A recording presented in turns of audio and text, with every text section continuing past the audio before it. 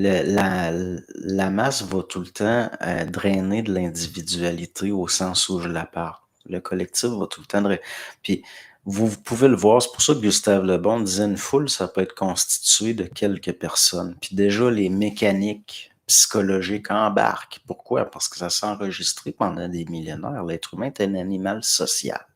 Puis c'est des programmes. Puis partout où il n'y a pas une conscience individuelle, il va embarquer de la mémoire collective, des programmes collectifs, il va se répéter des choses. Si ça, vous le voyez, là, vous pouvez travailler avec des collectifs, puis vous allez ajouter un dynamisme qu'il n'y avait pas. Puis là, quelqu'un de créatif, le collectif autour de lui, ça va être des additions d'individus. Puis il va y avoir un dynamisme qui se crée. C'est plus un espace pour des programmes, autant. Là, il va y avoir un espace créatif plus. Là, c'est plus intéressant.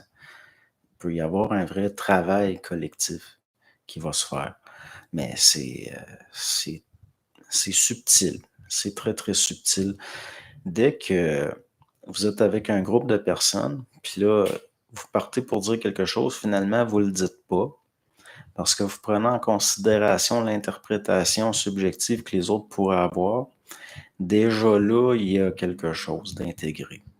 Il y a quelque chose d'intégré, c'est-à-dire que vous voyez l'autre. Donc, vous allez être beaucoup plus dans la retenue. Souvent, vous allez parler quand c'est le temps. Ça ne va pas être comme une énergie qui s'accumule, puis là, il faut que ça sorte. Ça ne peut pas être juste comme ça. Il faut qu'il y ait une réelle... on ne peut pas être créatif s'il n'y a pas une réelle maîtrise de certaines mécaniques.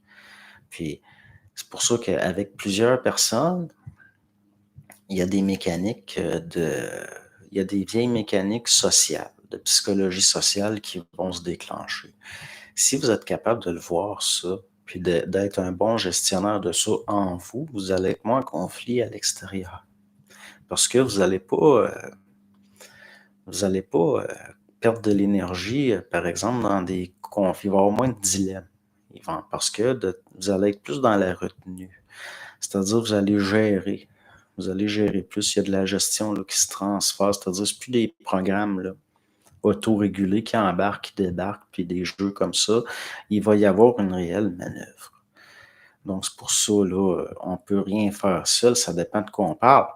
Parce que ça commence seul, puis après, il faut qu'il y ait un travail seul pour qu'il y ait une harmonie après avec les...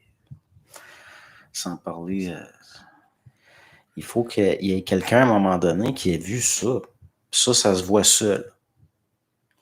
Après, vous allez pouvoir éviter. Vous allez pouvoir éviter des conflits. Vous allez avoir une relation plus harmonieuse. Parce que vous n'embarquerez pas dans les pièges parce qu'ils sont intégrés.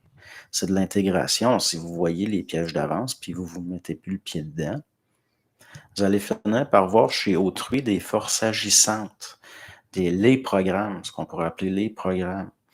Puis vous n'allez pas vous laisser embarquer dans les programmes.